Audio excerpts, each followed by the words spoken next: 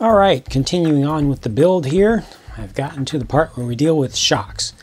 The Pro Kit now includes these big bore shocks, which is great, aluminum and all that, aluminum top, bottom, center, even the lower spring clips are aluminum. They're anodized, and they do include a separate addendum to the instructions with the kit, and this is specifically for the big bore shocks. But still doesn't completely cover the actual parts that they give you, because these ship with two-stage springs, like so. So that's a little different. I don't know why they went this route. Single stage ones work perfectly fine, but now there are a ton of different spacers and O-rings and more spacers and O-rings of different sizes here. So all that needs to go together. You just need to be careful to watch for which ones you're using at which step. Look again and again and again and again to verify for yourself that you are using the correct thing at each step. Make sure that you're using the correct size as well as the correct color. Right here what I'm doing is just building the lower cartridge.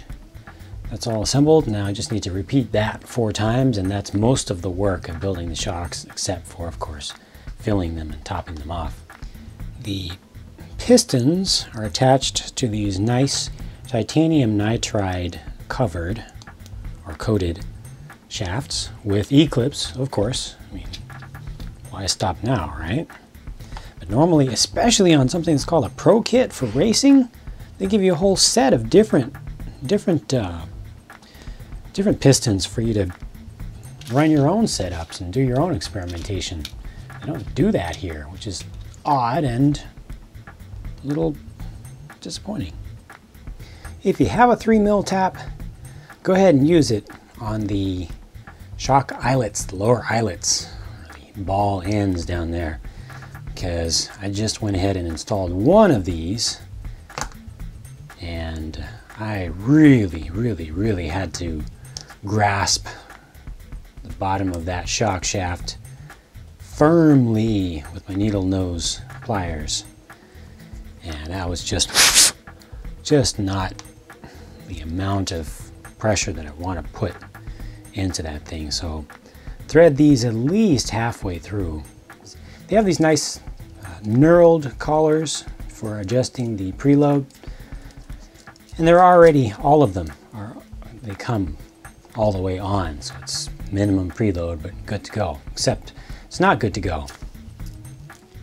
There's supposed to be an O-ring inside of there. So undo the assembly that they did for you, then use the thicker O-rings. Thicker ones go in there, act as kind of a locking mechanism. Now, another problem.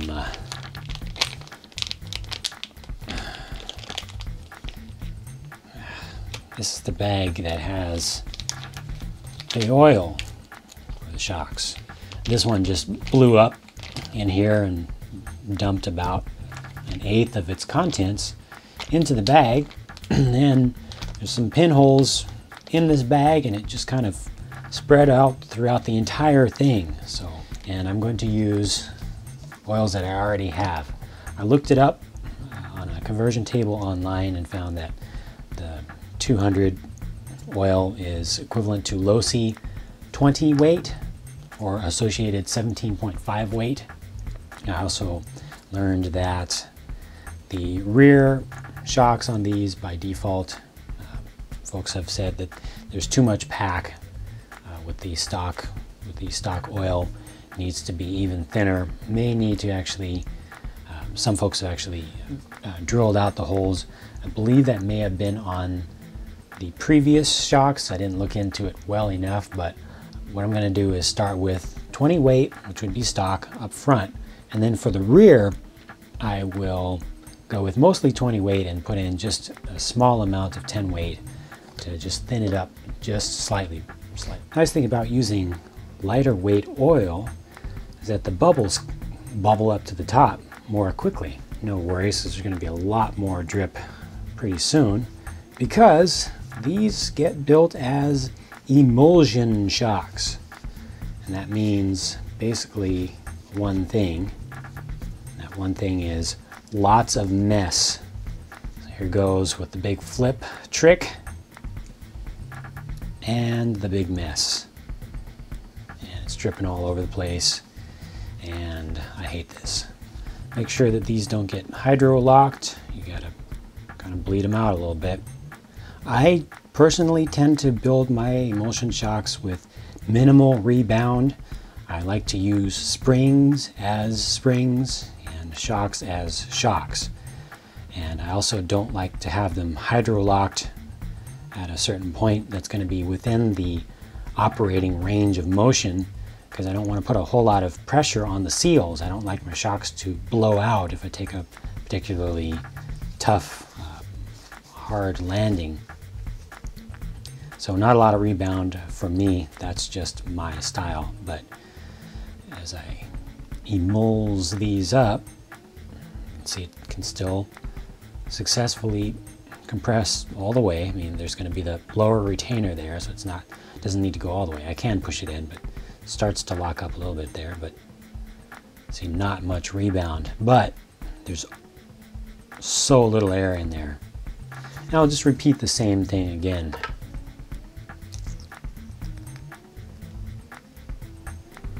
So at least similar amount of rebound on the two, so that's good. Not bad.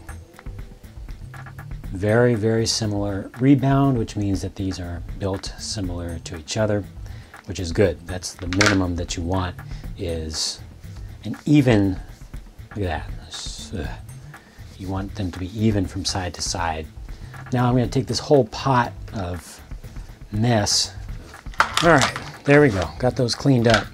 Cow RC Mutor Cleaner and Degreaser does a pretty decent job of solvating silicone oil, but it does not destroy the silicone O-rings that are on the bottoms of these shocks. Now, I'm going to go ahead and get some springs on these things. I'll do the dual setup because that's what they give me, and just see how that works out.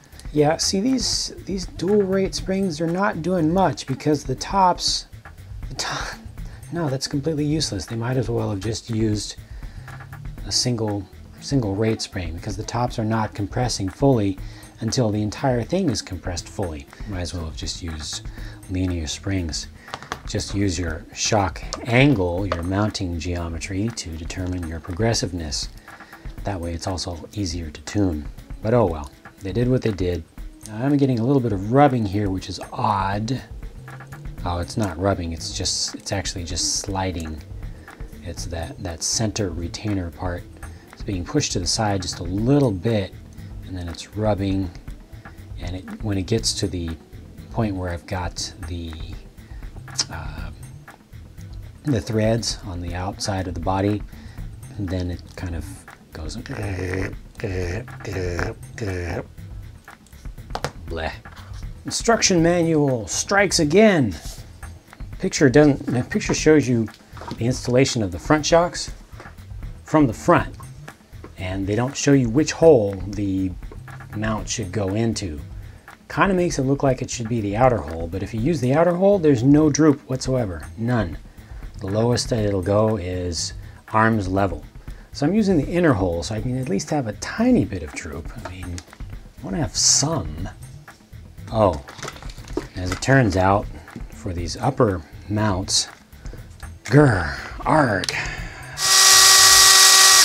they want you to put a little washer that's included in the shock bag. They want you to put a washer behind the mount to actually space the mount forward just a little bit.